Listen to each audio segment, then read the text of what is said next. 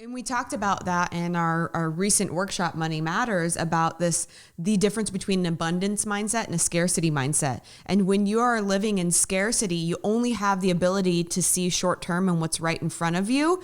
And that's why you can't grow and expand. When you think abundantly, when you don't think of everybody as competition, you can see all avenues of expansion. Right? And that's exactly what you're talking about. If you ditch the competition mindset, then you'll actually be able to grow faster.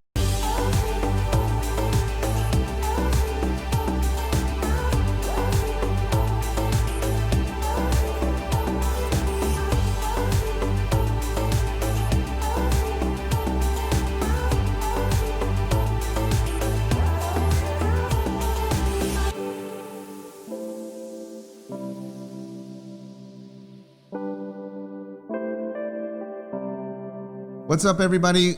Shawn and Lacey book here.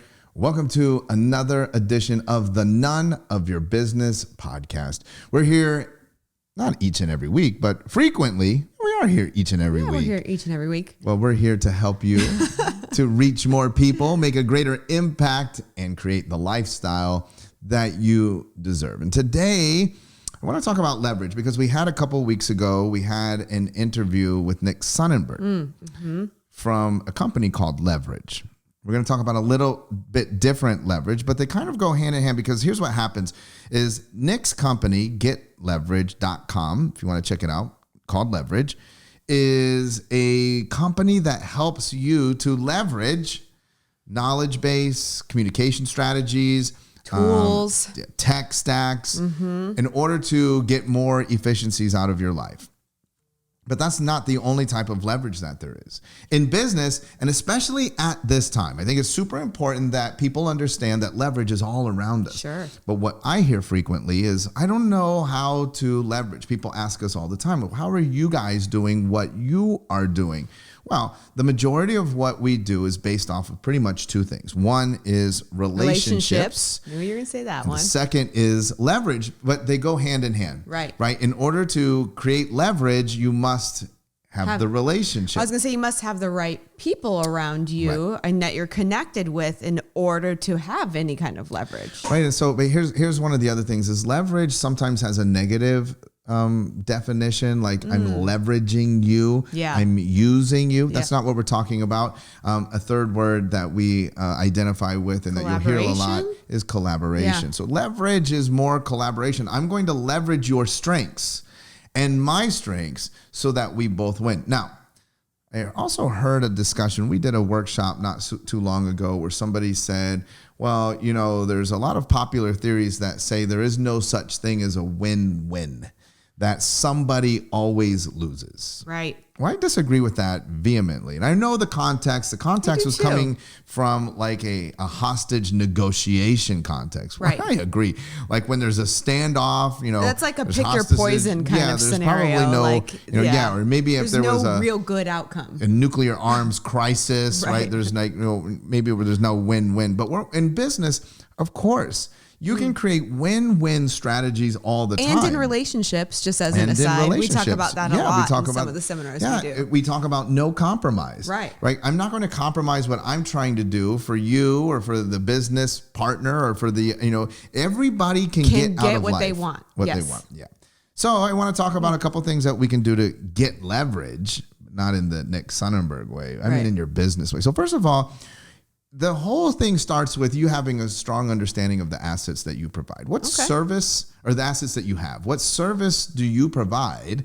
And what are the assets that you possess? A lot of times people's initial gut reaction, especially if you're new in business, is I don't have any. Well, obviously you have something if you're going to start a business. Right. You must have something. So one, it could be even the talent, skill in the delivery of the service that you provide. That would be an asset. Like I might be the best XYZer on the planet. It could be your time. A lot of times when you're starting a business, there's a lot of people out there that you're trying to collaborate with or connect with that may need help with something. And because your books aren't full, maybe you have time to help them. There's a lot of assets and things and services that you can provide when you're getting started. Next step is, and so I want to go a little more granular here, not just 30,000 foot. So now I want you to think about the actual service that you provide to the world. From the none of your business standpoint, helping service providers. So what's the service that you offer to the world? The next step is identify who you help and what you help them do. Right. So who do you help and what do you help them do? And if you are stuck there, highly recommend checking out Book Yourself Solid, the book by Michael Port. This is called your who and do what statement. This is how he references it. Also, I want to direct people to the Book Yourself Solid Facebook group that's run by Matthew Kimberly. Two great resources that help you really clarify and decide what it is you do and then who you help and what you help them do. Well, and I just want to add one thing here before you move on to the next step. Another reason this is so important in your business, the more that you can identify this and explain it really well, the more people will understand what you do. So often in communication, we can't effectively communicate who we help and how we do it. And so then it becomes really difficult for people to send business your way. So this right here, this one step will help you get more business. And what you help them do is also, like if I said I help golfers. Do what? Do what? Like get a better score, recover faster. Shave one stroke off of their. Putt better. I mean, that you have to be really clear what you help them do. Step number 3, identify who else helps those same people do the same thing. Now, I'm going to throw a curveball here. But that's step number 3. Identify who else helps those same people do the same thing. So I help golfers hit the ball longer off the tee. So next, I need to know, well, who else does that? Now, one, there's sometimes is a tendency to fall in this category of nobody. Right. I'm the only one that It may be true. It may be true. Sure. That might exist. But in most cases, look, maybe they're not in your town or your state or your country. But like, are there other people on the planet that are helping the same people do the same thing? Oh, sure. Mm-hmm. Now, why is this important? Well, here's the curveball, because oftentimes people think that is competition. We're here today to talk about leverage. Right. Well, there might be opportunities to leverage. If I knew other people that were helping the same people that I work with do the exact same thing, like you said, maybe their books are full. Yeah. So maybe they want to offload some of their overflow onto me because I have time. You said that could be an asset that I have. Maybe they charge a very high fee because they've been around for a while.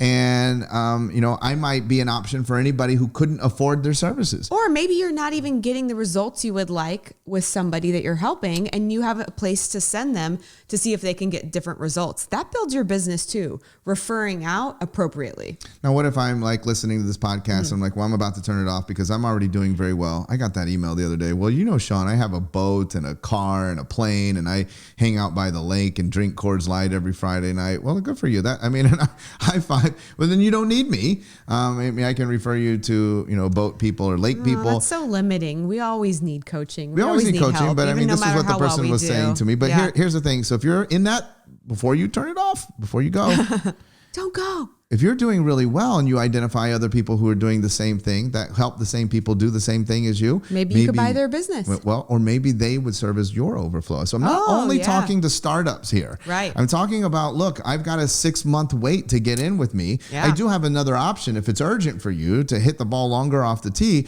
I have a junior apprentice that I've been sort of mentoring. I'm trying to get their books filled. It makes you look good, by the way, when you do this. It doesn't make you look bad. There's opportunity and there's leverage that goes both ways. Again, because it's a win-win situation. But again, it could be an opportunity depending on the nature of your business for expansion. Yep. If there's somebody else out there doing what you do and they need a little help. I mean, that's a really great opportunity that oftentimes gets overlooked because people are worried about competition. Yeah. How about I've already built my business to $5 million. I'm going to teach you how. I'd love to teach you how, but I'll do it, for 10% of your growth. Yeah. Or 25% of your growth. And I don't even want what you have. I only want the growth that I add on as a result of my mentorship. I mean, that is leverage. Next is identify who else helps those same people do other things. And so this is somebody that will teach, they're expert in teaching putting or pitching. Yes. I love it. So now I'm forming my team, and I also need to, and look, if we're going to stay on this example, so I help people hit the ball 5 yards further off the tee. I need to know the equipment guy so he sells golf equipment. I need to know the apparel guy. What equipment you need. Right. I need to know, the shoe guy. The shoe guy, the membership guy who's selling the memberships, the head pros. I need to know the trainers who are training these guys. So those people that serve your target market, your ideal client. Now there's leverage here because I might, through my program of helping people hit the ball farther off the tee, I might realize that a lot of these people that I'm working with, they need new equipment. Right. So now if I know the equipment guy, I can go to the equipment guy and say, look, I can send you people all day long. I would be willing to do that. And now here comes leverage. And I might say I'd be willing to do that for a cut of the profit on what the business that I generate. I might be willing to do that if you would refer people to me, or maybe make everybody that buys a equipment from you, you put my flyer in it and let them know, did you know Shawn helps people hit the ball further off the tee, right? So there's tons of opportunities. And again, here's what happens is if you view everybody as competition, you get sideways on this idea of leverage. And that truly is a limiting belief. We talked about that in our recent workshop, Money Matters, about the difference between an abundance mindset and a scarcity mindset. And when you are living in scarcity, you only have the ability to see short term and what's right in front of you. And that's why you can't grow and expand. When you think abundantly, when you don't think of everybody as competition, you can see all avenues of expansion.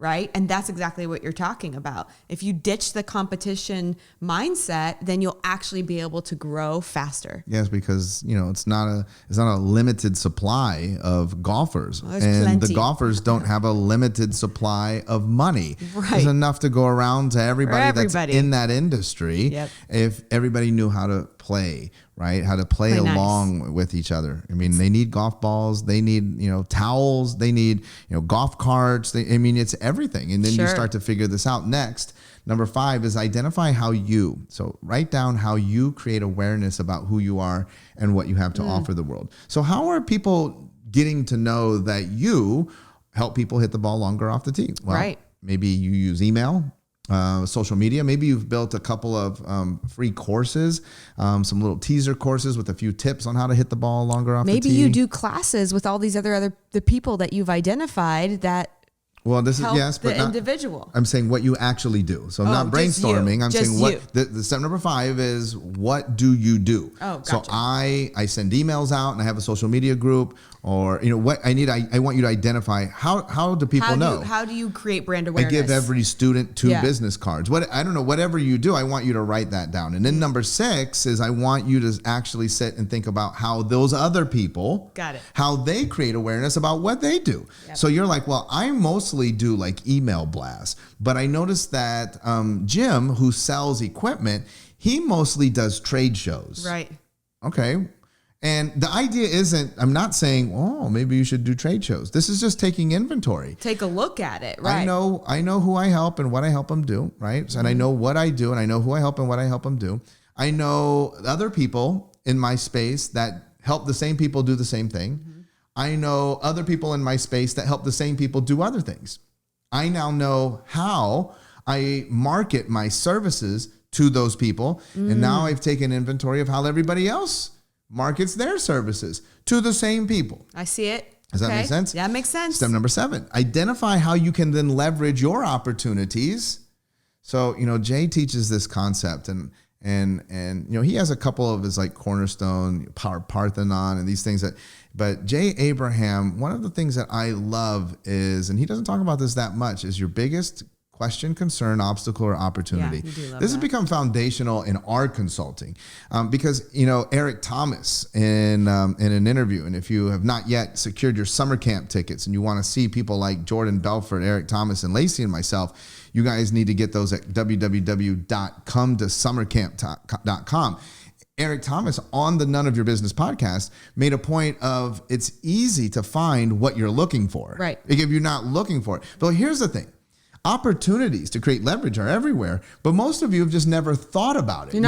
You're not being aware of it and actively looking. And so then what happens is then people say, I've heard you speak about leverage, but there's none of that's available to me. Right, because you haven't identified the opportunity and you're not actively looking for it. And you don't even know what you're looking for. Not even just being aware that there's opportunity all around you, but if you haven't done the previous steps, you wouldn't even be able to recognize opportunity if it slapped you in the face. So now we are to where you were earlier. I have a massive email list of 5,000 golfers. Well, I could leverage my opportunity to help others by maybe asking you if you want to put a promo in one of my email blasts that would give people, a discount off of the equipment. I might go to various golf courses around the community and ask if they want to do a buy one round, get one free. And I would email blast, because I have email blasts, right? Because that's what I have. Step number 8 is identify how you can leverage their opportunities to help you. Because like I said, I would say to you, because you sell a lot of equipment, maybe we could put one of my postcards in the shopping bag when people are purchasing from you. Maybe at the golf shop, if I'm going to have the buy one round, get one free on my email, because that's the asset I possess, maybe they would be willing to put up something in the pro shop, or maybe even they would allow me to do some sort of a class out on the driving range one Saturday afternoon. See, again, opportunities are everywhere, but you have to think about how these opportunities apply in your space. I love that. I think that, look, I would just say in closing, people have lists, email lists. Other people have big lists. You could cross promote. Other people have big Facebook pages and groups that they're active in. Other people have influence. Hey, I'd be willing to help you to get a lot of business if maybe you would in your Facebook Lives that you do for the golf industry, or maybe when you appear on the Golf Channel, maybe you could mention my program, right? So you leveraging influence. People have relationships. Hey, I'll do this for you, but could you introduce me to the head pro over at Crooked Stick Golf Club? I've been meaning to try and break in with that community. All I'm asking for is an introduction, right? So people have all kinds of assets that you may not possess, but if you could leverage, so there it is, if you could leverage your assets in a positive way that will help them, and then know in advance, I'm asking you to leverage your asset to help me. I don't know how, by definition, that is not a win-win situation. Right? I love it. It absolutely is. Don't let the leverage opportunities pass you by because you're not willing to do the work. This day forward, I want you to wake up every day and ask yourself, what is the biggest question, concern, obstacle? And today I want you to focus on opportunity. Like, you begin to realize that opportunity is everywhere. And then you say, okay, so now that I've identified the opportunity, I'm going to take the positive steps to create leverage so that I can create a win-win situation. Of course, you want to win. You want to be benefited. But the key to getting ahead is finding out really how you can help other people win and benefit as well. I promise you, if you do this, your business is going to grow beyond your wildest beliefs. You're going to reach more people. Anything else? That's it. All right. We'll be back again soon with another edition of the None of Your Business podcast. Thank you so much for tuning in. Be sure to subscribe, share this podcast with other people. And if you have not yet, please leave us a 5-star review.